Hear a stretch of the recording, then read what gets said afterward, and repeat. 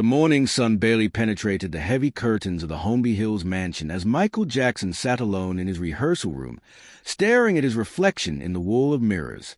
His fingers traced the outline of his face, searching for something he'd lost decades ago, the boy from Gary, Indiana, who used to dance because it made him feel free. Now, every movement carried the weight of 50 years in the spotlight, and freedom felt like a distant memory.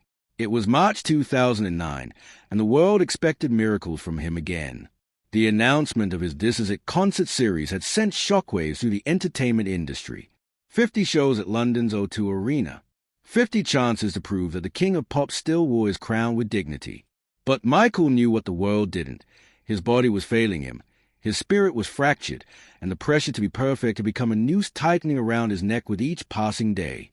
His children, Prince, Paris, and Blanket, were the only lights in his darkening world. They didn't see a superstar when they looked at him. They saw Daddy, the man who made them pancakes shaped like Mickey Mouse, who read them stories in funny voices, who protected them from the savage glare of fame that had devoured his own childhood. Every morning, he watched them sleep peacefully, their faces innocent and untouched by the cruelty he'd endured. Those moments filled him with a desperate determination to leave them something more than just his music and his mistakes. But determination alone couldn't ease the chronic pain that shot through his back and legs, couldn't quiet the insomnia that turned nights into endless stretches of darkness. The doctors came and went, each one offering solutions that felt more like Band-Aids on bullet wounds. Pills to sleep, pills to wake, pills to perform, pills to forget. Michael had become a walking pharmacy, and somewhere deep inside, he knew this couldn't continue. Something had to change, or he wouldn't survive to see his children grow up. The rehearsal for This Is It had begun, and they were brutal. His longtime choreographer watched with concerned eyes as Michael pushed his body beyond its limits, trying to recapture the effortless grace that once defined him. There were moments, brief, shining moments, when the old magic returned. His feet would move in that familiar glide, his body would snap and lock with precision, and everyone in the room would hold their breath, witnessing greatness reborn. But these moments were islands in an ocean of struggle, and Michael could feel himself drowning. What nobody knew was that Michael had started making plans that went far beyond the concerts. Late at night, when sleep refused to come, he sat at his desk writing letters, making phone calls, reaching out to people he'd lost touch with over the years. He was building something, a legacy that wasn't about record sales or dance moves. He'd spent his entire life entertaining the world, but he'd started to wonder, what good was all that fame if he couldn't use it to actually help people? The idea had been growing in his mind for months. He'd seen too much suffering in his travels around the world, too many children with empty bellies and hollow eyes, too many places where hope seemed like a luxury nobody could afford. He'd donated millions over the years. Yes, but it always felt impersonal, distant. He wanted to do something different, something that would matter long after his music stopped playing. He wanted to save lives, not just entertain them. His business managers were worried about money. The Neverland Ranch was gone, sold to cover debts that seemed to multiply like bacteria. Lawsuits piled up like autumn leaves. The concerts were supposed to be his financial salvation, the thing that would restore his empire and secure his children's future. But Michael had started to see them as something more, a platform, a stage from which he could launch something revolutionary. If these were going to be his final performances, he wanted them to mean something beyond spectacle. He began reaching out to humanitarian organizations, quietly at first, testing ideas and making connections. He spoke with doctors who worked in disaster zones, with activists fighting hunger and disease, with educators trying to build schools in war-torn countries. Each conversation planted seeds in his mind, and slowly a vision began to take shape. What if the concerts weren't just concerts? What if they were the beginning of a movement? What if the king of pop could become something more than an entertainer? What if he could become a genuine force for change? His closest confidants noticed a shift. There was a new energy about him, something that went beyond the nervous excitement of preparing for a comeback. He talked about the future differently now, not just in terms of album sales and tour dates, but in terms of impact and legacy. He sketched out plans on napkins during meals, talked excitedly about partnerships and initiatives, about ways to channel his fame into something that would outlive him. For the first time in years, he seemed to have found a purpose beyond just surviving. But time was running out faster than anyone realized. His body continued to betray him, and the demands of the upcoming shows loomed like mountains he wasn't sure he could climb. The people around him saw a man preparing for a comeback, but Michael himself was preparing for something entirely different. He was preparing to transform his final act into his greatest one, to use whatever time he had left to become the hero he'd always dreamed of being as a child. Not the kind who fought villains in comic books, but the kind who fought real battles against poverty, disease, and despair. The rehearsal space in downtown Los Angeles buzzed with activity as dancers practiced their routines and technicians tested equipment for the upcoming shows. But while everyone focused on creating the spectacle that would soon dazzle London, Michael was coordinating something entirely different through encrypted phone calls and private meetings that took place far from the public eye. Dr. Sarah Chen had been working in emergency medicine for 15 years when she received the call that would change her life. A representative from Michael Jackson's team wanted to meet with her about a humanitarian initiative. She'd assumed it was just another celebrity asking for their name to be attached to a charity for publicity. But when she sat down with Michael himself in a quiet conference room, she discovered something far more profound. His eyes held an intensity she hadn't expected, and his questions revealed a depth of knowledge about global health crises that stunned her. Michael wanted to build mobile medical clinics, not just one or two, but dozens of them, equipped with state-of-the-art technology and staffed by skilled professionals.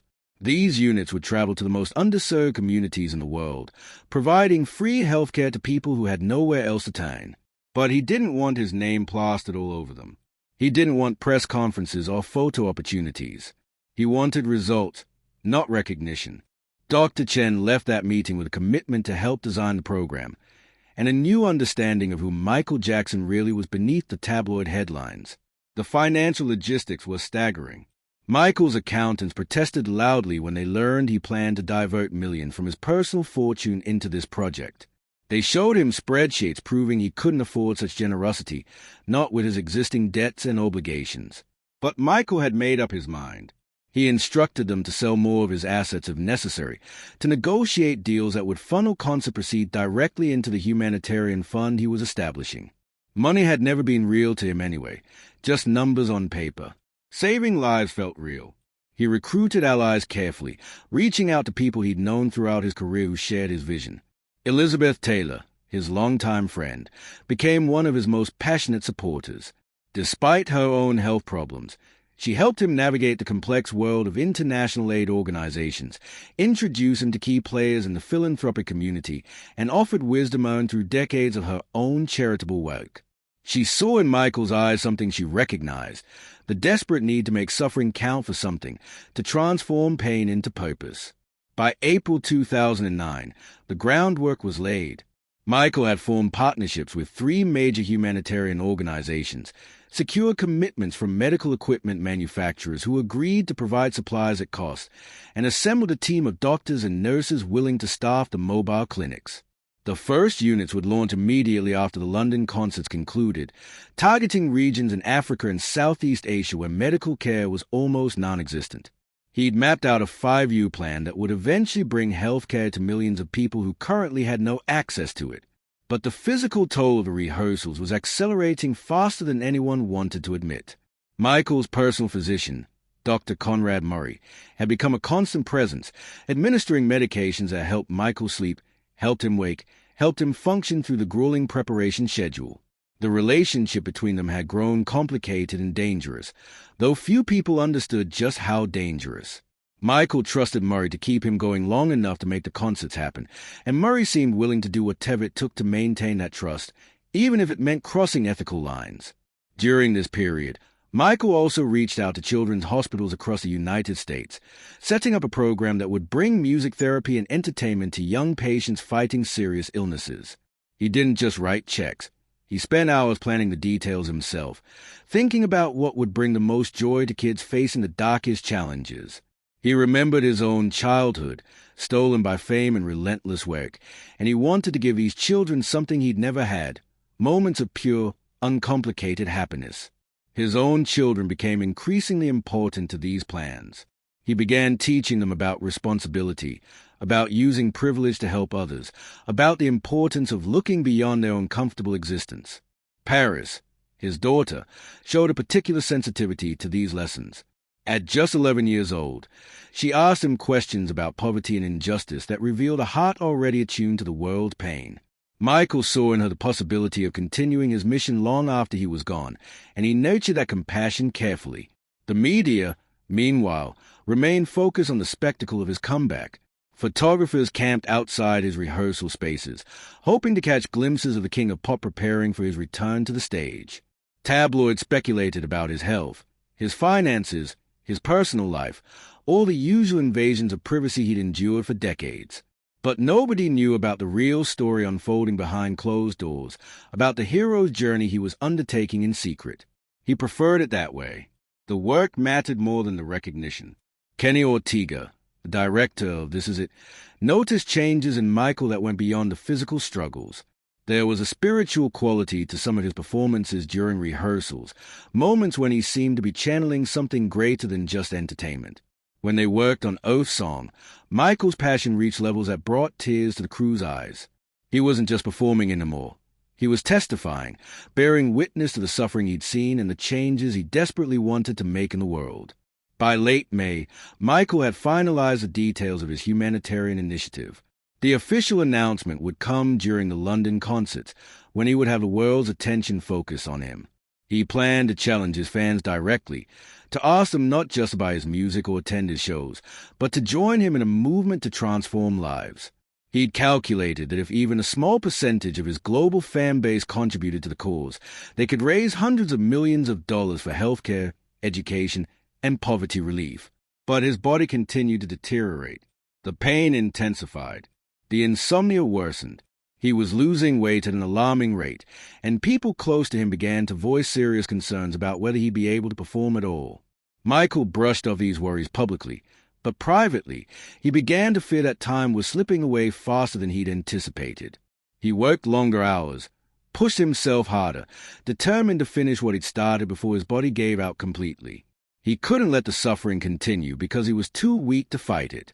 June 2009 arrived with the weight of inevitability. The first London concert was scheduled for July 13th, just weeks away, and Michael Jackson's inner circle was fracturing under the pressure of conflicting priorities. Some urged him to cancel or postpone, to prioritize his health over obligations. Others pushed him harder, worried about the financial and legal consequences of backing out.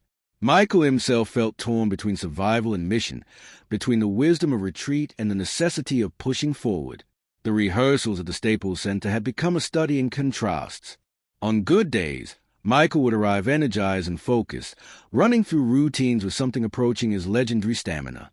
The crew would watch in amazement as he nailed complex choreography, as his voice soared through difficult passages, as the magic that had defined him for 5 decades flickered back to life.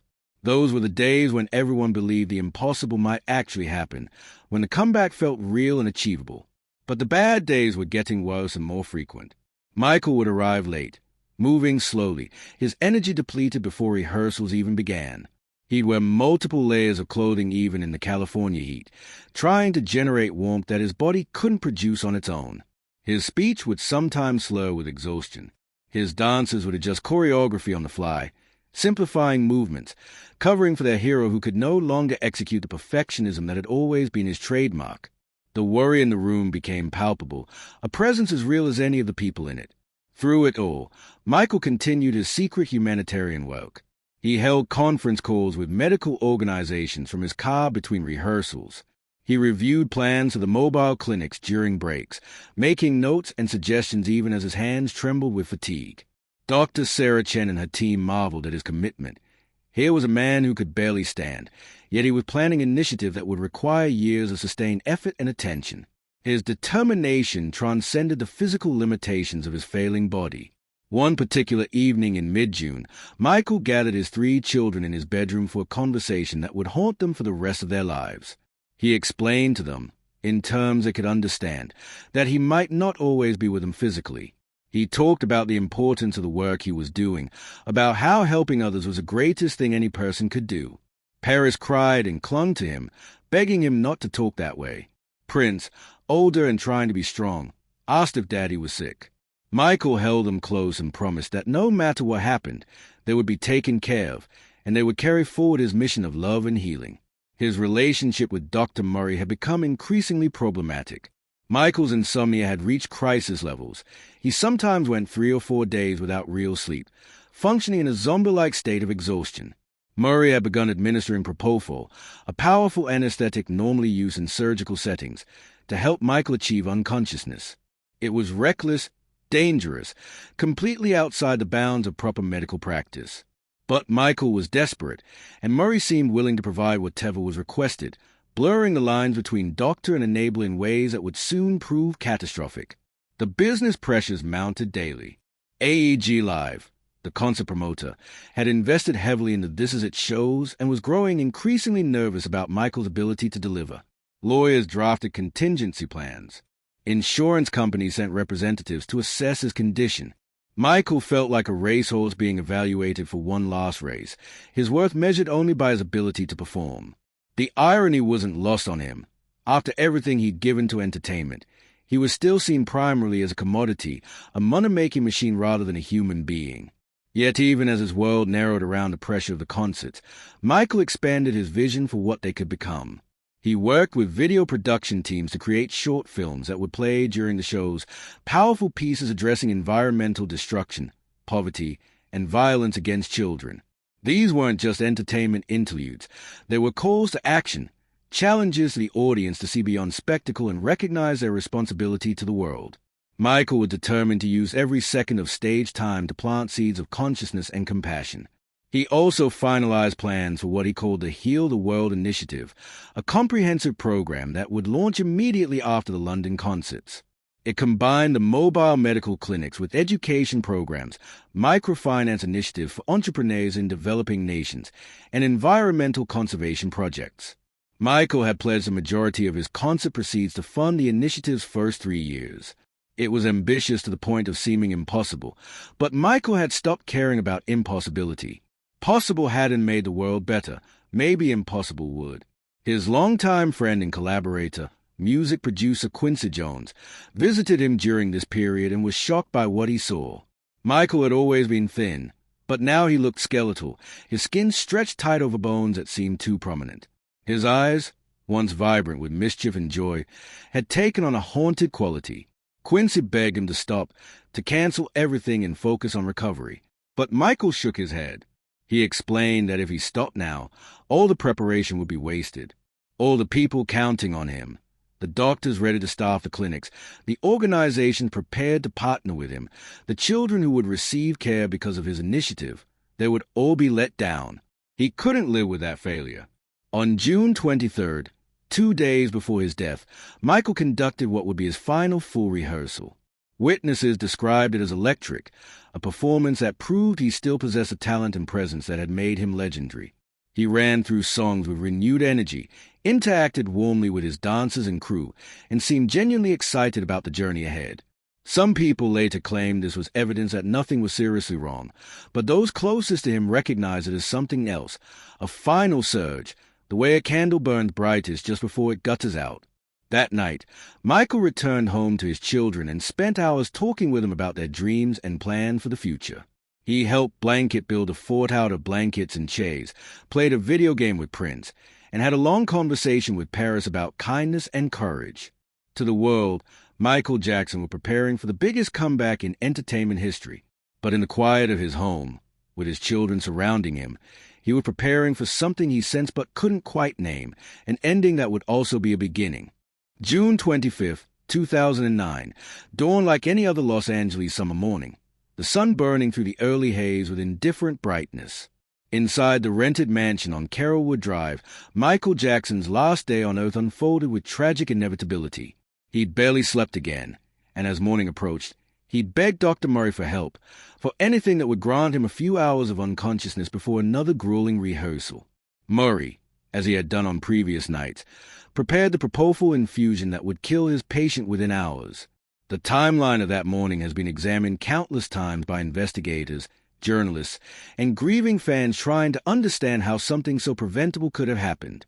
Murray administered the propofol around 10:40 a.m., then left Michael alone, a violation of every safety protocol surrounding the use of such a powerful anesthetic. When he returned, Michael had stopped breathing. The frantic attempts at resuscitation, the delayed call to 911, the ambulance ride to Uckler Medical Center, all of it unfolded like a nightmare in slow motion, each minute making survival less likely, death more certain. At 2:26 p.m. Pacific Time, doctors at Uckler pronounced Michael Jackson dead.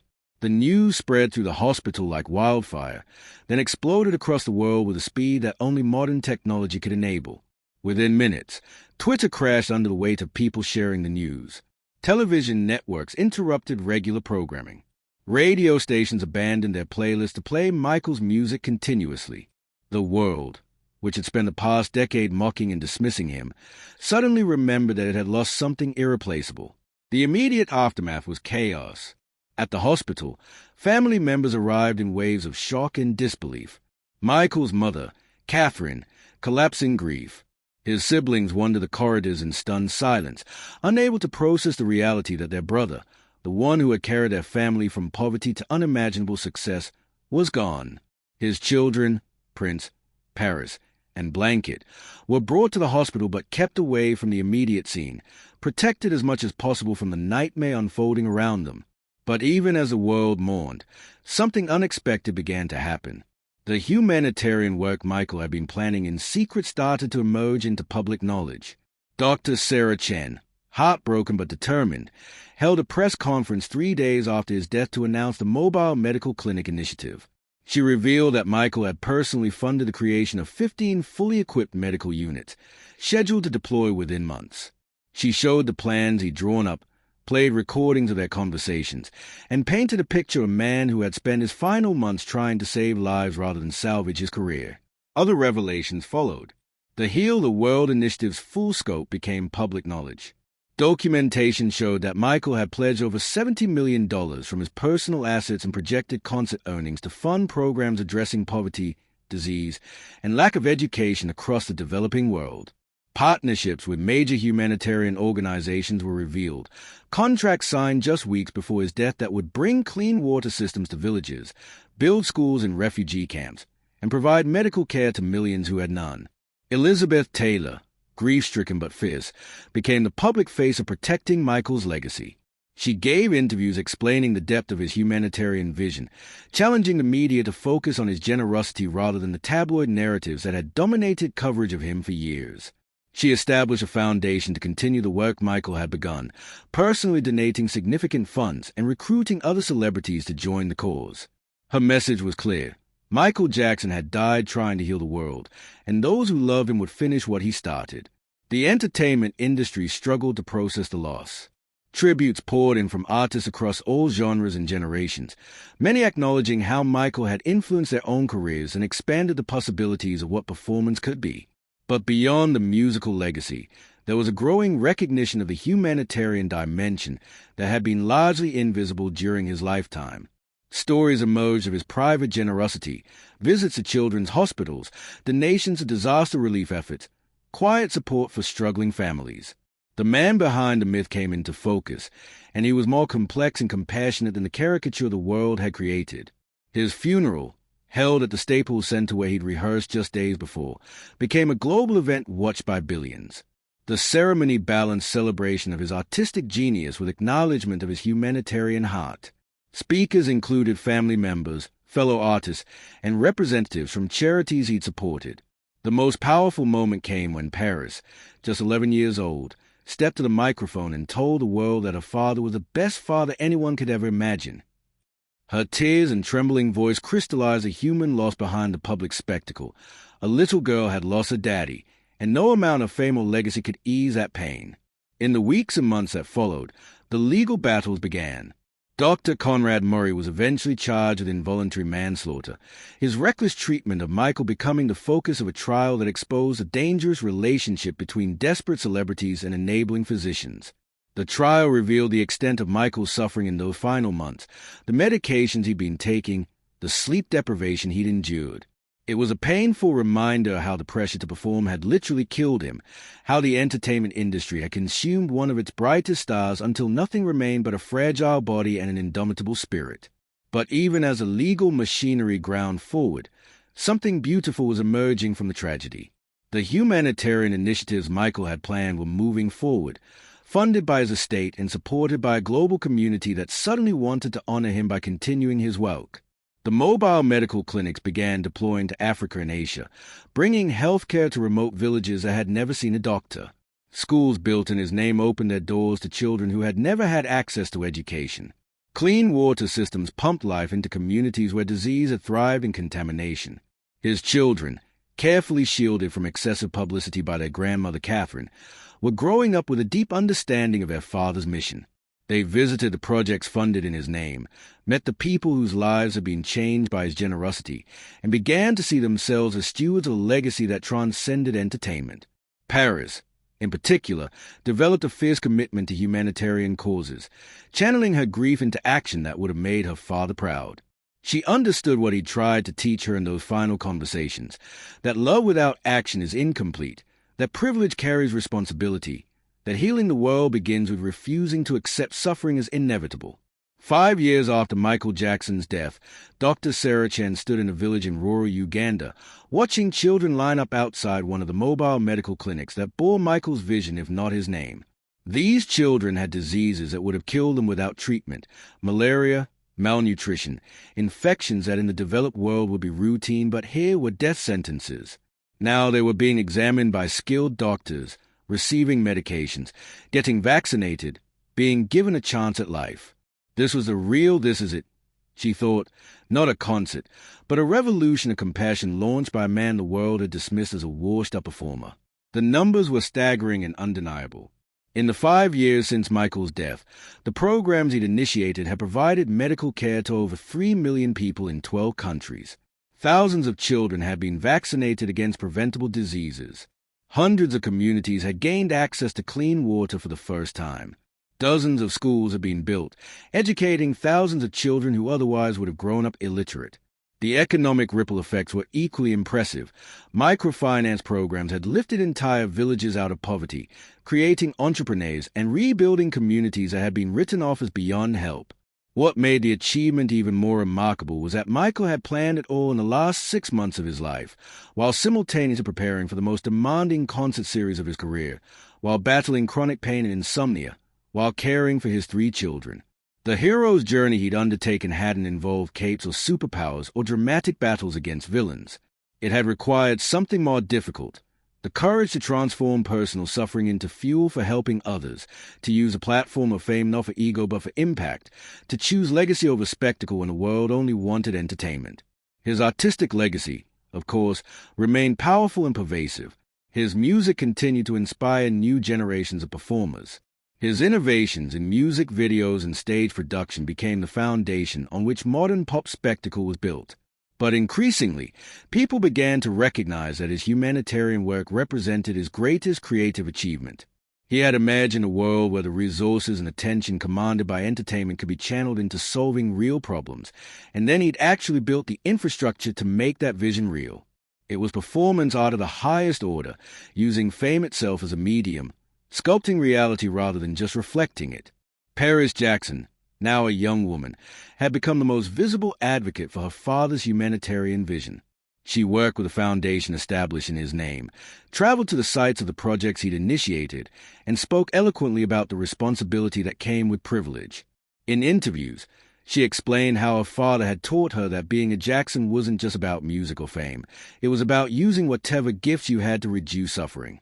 She channeled her own struggles with mental health and public scrutiny into advocacy for others facing similar challenges, embodying the principle her father had tried to live by: turning pain into purpose. The mobile medical clinics had become a model for humanitarian intervention, studied by public health experts and replicated by other organizations. What Michael had understood intuitively was that the people who needed help most couldn't come to the help. The help had to go to them. By creating fully equipped, mobile units staffed by committed professionals, he'd solved the problem of access that left millions suffering from treatable conditions. The clinics could deploy to disaster zones, move between remote villages, and provide continuity of care in situations where traditional medical infrastructure was impossible. The entertainment industry, too, had been transformed by Michael's example, though not as completely as he might have hoped.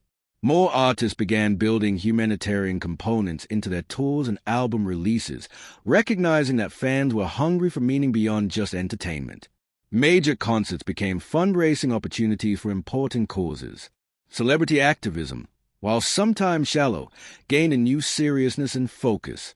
The model Michael had tried to perfect, using fame as leverage for genuine change rather than just publicity, became aspirational, a standard by which other artists' legacies would be measured.